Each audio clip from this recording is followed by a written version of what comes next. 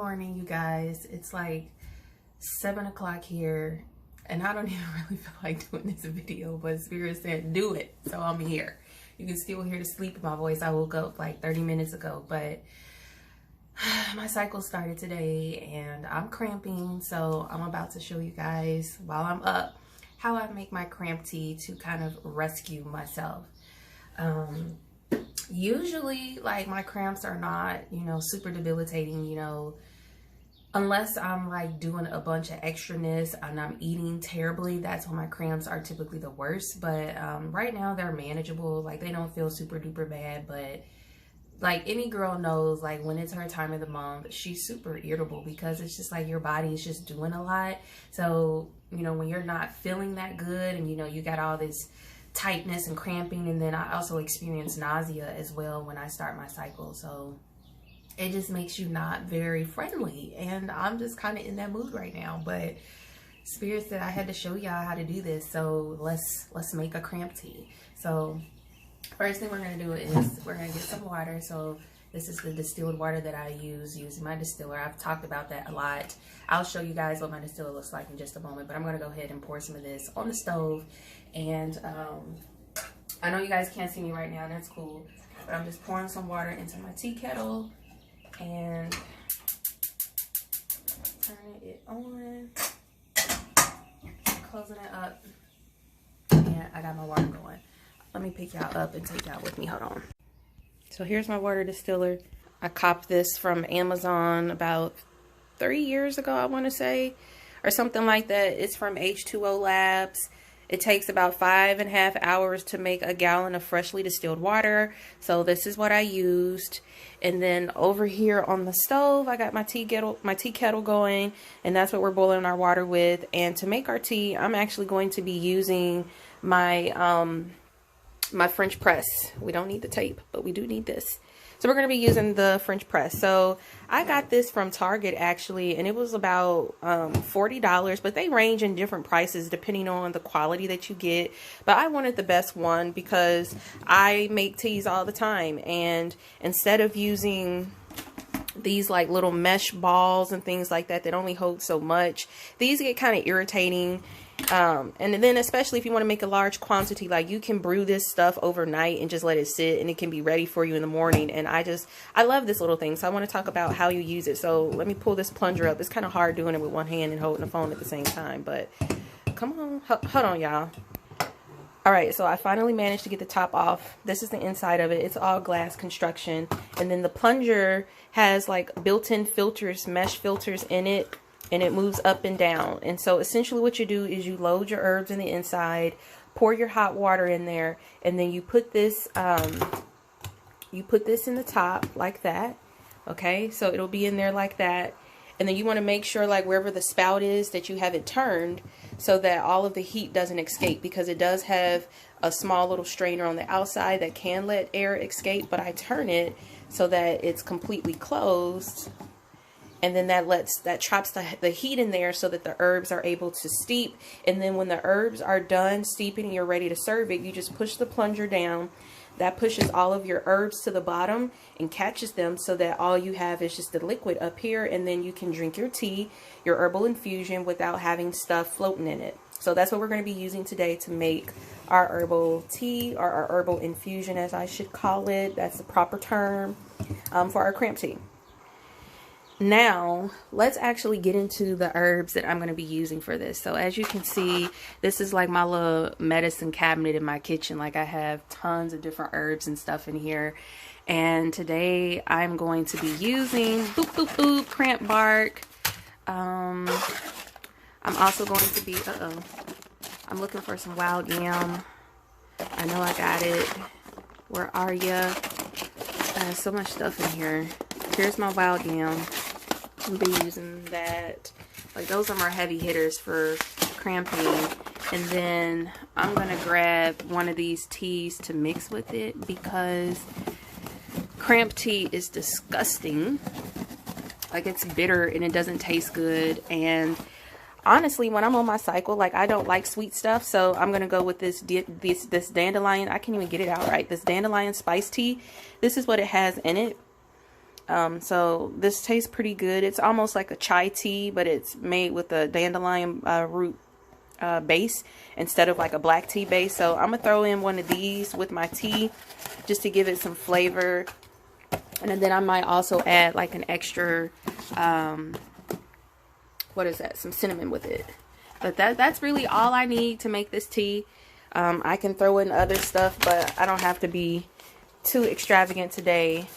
I copped my cramp bark. I ordered this from Amazon, and then these herbs, along with all of like the other herbs that you guys seen in here, like root season oils. If you ain't in the Cincinnati, Ohio area, you can call them and order things to have them shipped off to you. But this is a local metaphysical and wellness shop here in Cincinnati. That's my family.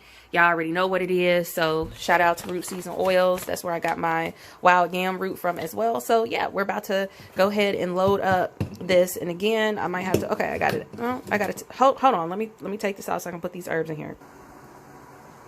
All right. So starting with our wild yam root, I'm gonna put like a tablespoon of that in there. I'm gonna drop one of these cinnamon sticks in there. This is Ceylon cinnamon. And I'm gonna open this up and put that in there. Hold on. Alright, so I threw my tea bag in there, and then I have like a small tablespoon of the cramp bark, and this is what the cramp bark looks like. Let me get it to focus. Alright, hot water is ready. It is calling me, so I'm gonna go ahead and turn that off, and we about to work our magic, y'all. So I'm going to pour my hot water all the way in there. So this French press has the capacity of 8 cups of water. So I'm going to fill that all the way up with as much water as I made. I probably could have added more, but we all Gucci. I can always dilute it more if I want. But like I said, then you put your plunger on top.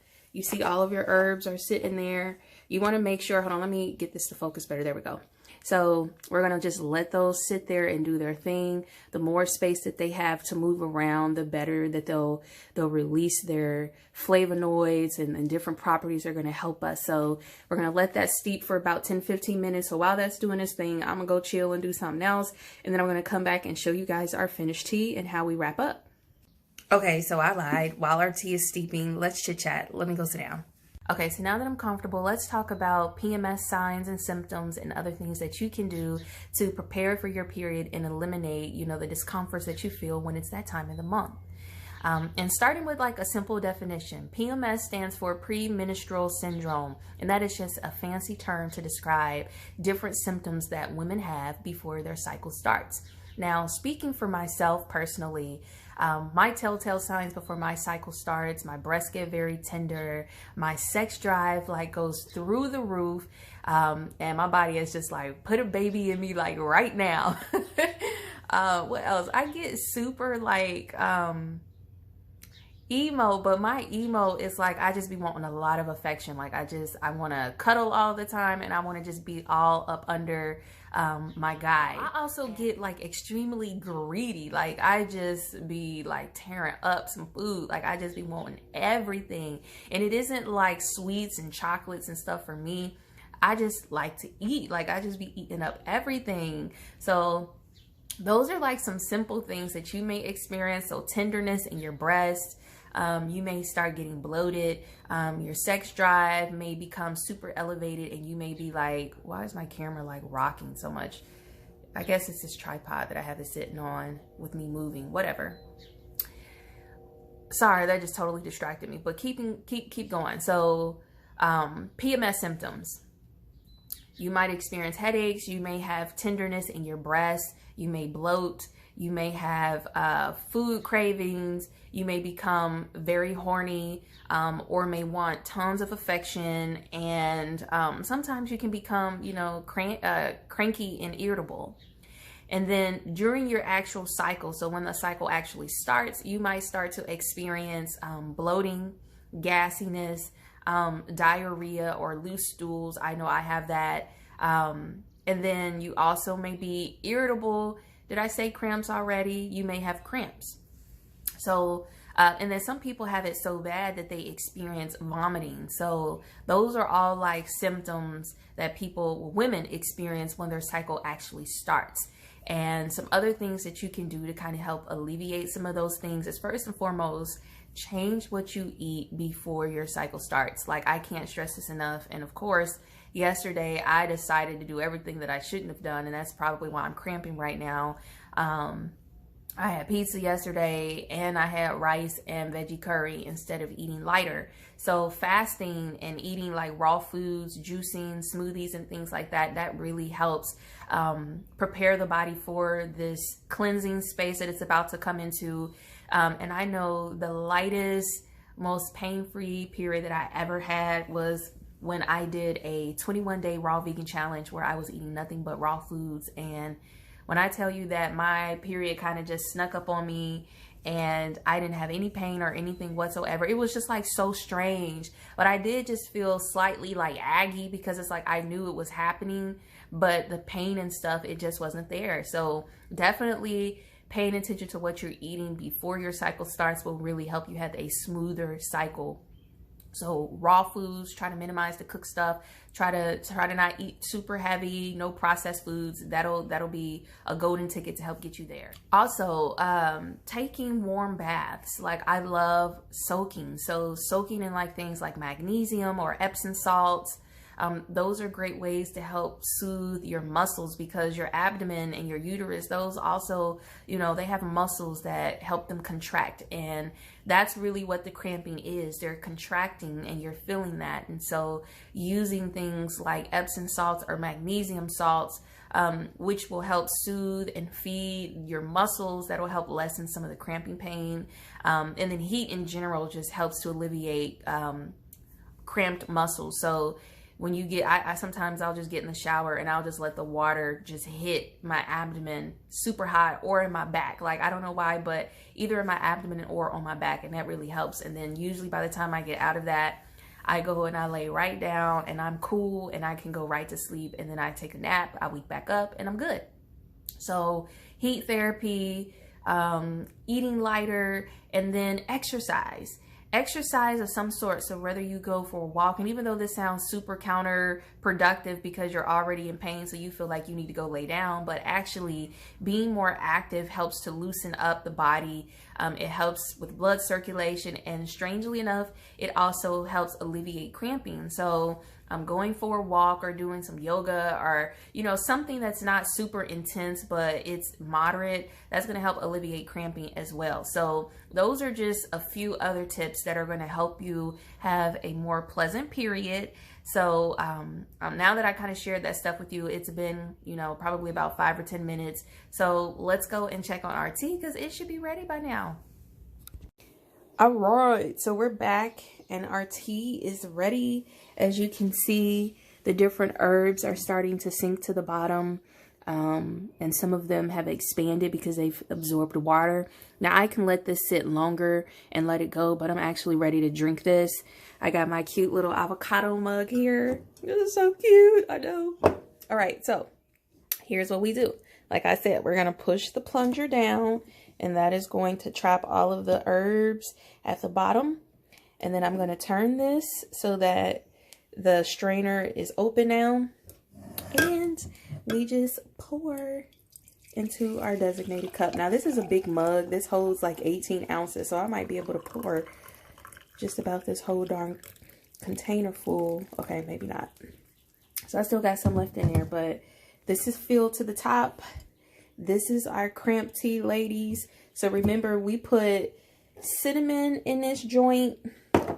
We got our cramp bark, some wild yam root, and then I also put my own little tea bag of dandelion spice tea in here just to give it some flavor, because like I said, cramp bark really is nasty. I'm just gonna be honest. It's bitter and it is just super unpleasant by itself. Wild yam doesn't taste like anything, so thank goodness that doesn't, you know, need to be buffered. But that cramp bark, oh baby, you got to blend that up with the right array of things. So now that I got my tea ready, it is still super piping hot, so I'm about to go chill and just watch nature while I sip this tea.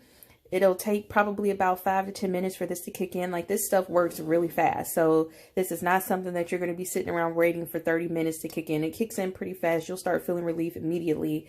And then, you know, kind of just sip on this tea several times throughout the day as much as you need it. But this is a natural way to alleviate your cramps and get you up and going when your cycle starts. I hope you guys enjoyed the video, and I will see you next time.